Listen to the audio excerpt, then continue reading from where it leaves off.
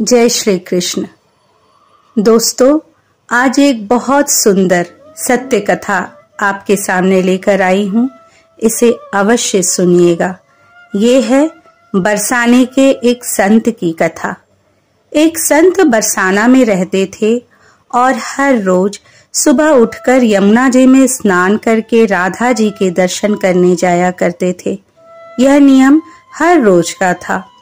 जब तक राधा रानी के दर्शन नहीं कर लेते थे तब तक जल भी ग्रहण नहीं करते थे।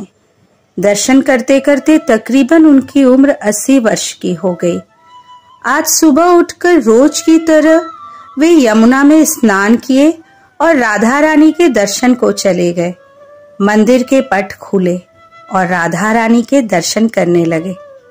दर्शन करते करते संत के मन में भाव आया कि मुझे राधा रानी के दर्शन करते करते आज 80 वर्ष हो गए, लेकिन मैंने आज तक राधा रानी को कोई भी वस्त्र नहीं चढ़ाया। लोग राधा रानी के लिए नारियल लाते हैं, कोई चुनरी लाता है, कोई चूड़ी लाता है और कोई बिंदी लाता है, तो कोई साड़ी लाता है, कोई लहंगा चुनरी लाता है, लेकिन मैंने तो आज तक कुछ भी नहीं चढ़ाया। यह विचार संत जी के मन में आया कि जब सभी मेरी राधा रानी के लिए कुछ न कुछ लाते हैं तो मैं भी अपनी राधा रानी के लिए कुछ न कुछ लेकर जरूर आऊंगा, लेकिन क्या लाऊं जिससे मेरी राधा रानी खुश हो जाए। संत जी ये सोचकर अपनी कुटिया में आ गए।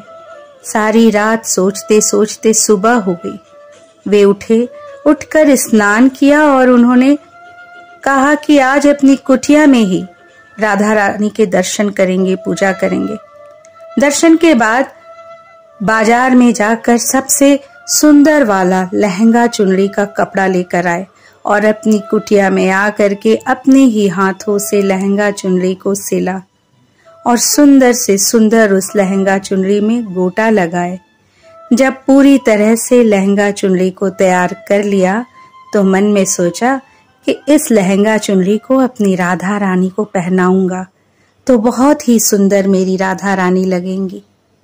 ये सोच करके आज संत जी उस लहंगा चुनरी को लेकर राधा रानी के मंदिर को चले।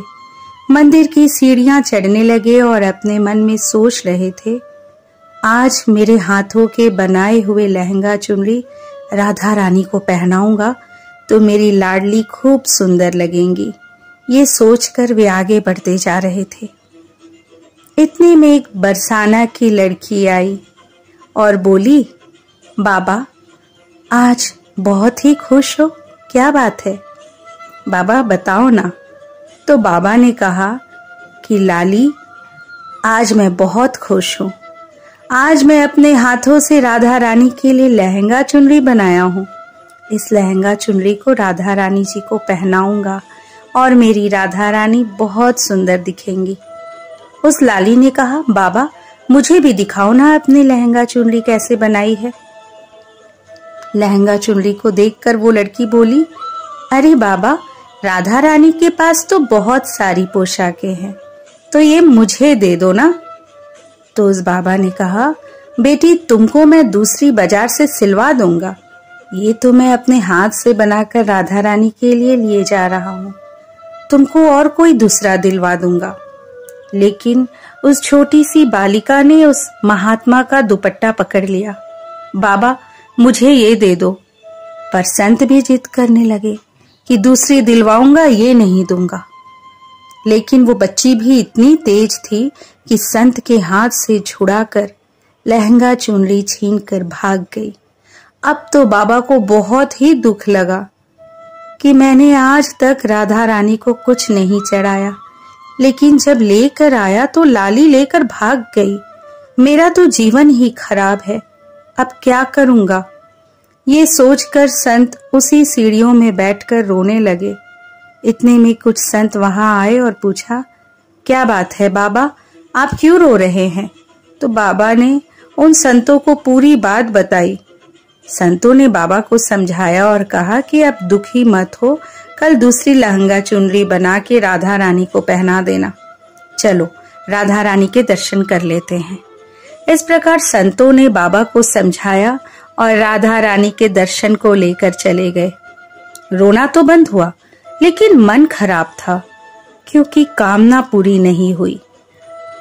अनमने मन से राधा रानी का दर्शन करने संत जा रहे थे और मन ही मन ये सोच रहे थे कि मुझे लगता है कि किशोरी जी की इच्छा नहीं थी।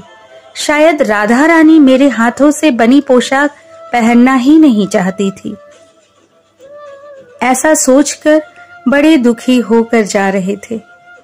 मंदिर आकर राधा रानी के पट खुलने का इंतजार करने लगे। थोड़ी ही देर बाद मंदिर के पट खुले तो संतों ने कहा, बाबा देखो तो, आज हमारी राधा रानी बहुत ही सुंदर लग रही है। संतों की बात सुनकर के जैसे ही बाबा ने अपने सिर उठा करके देखा तो जो लहंगा चुनरी बाबा ने अपने हाथों से बनाई थी, उसे लेकर आए थे, वो ही आज राधा रानी ने पहना था। बाबा बहुत ही खुश हो गए और राधा रानी से कहा, हे राधा रानी, आपको इतना भी सब्र नहीं रहा? आप मेरे हाथों से मंदिर की सीढ़ियों से ही लेकर भाग गई, ऐसा क्यों? सर्वेश्वरी श्री राधा रानी ने कहा कि बाबा, आपके भाव को देखकर मुझसे रहा ही नहीं गया, और ये केवल एक पोशाक नहीं है, इसमें आपका प्रेम है। इसलिए तो मैं खुद ही आकर के आपसे लहंगा चुनरी छीन कर भाग गई थी। इतना सुनकर के बाबा भाव विभोर हो गए और बाबा ने उसी समय किशोरी जी का धन्यवाद किया। तो कैसी लगी ये सत्य कथा? प्रेम से बोलिए राधे राधे।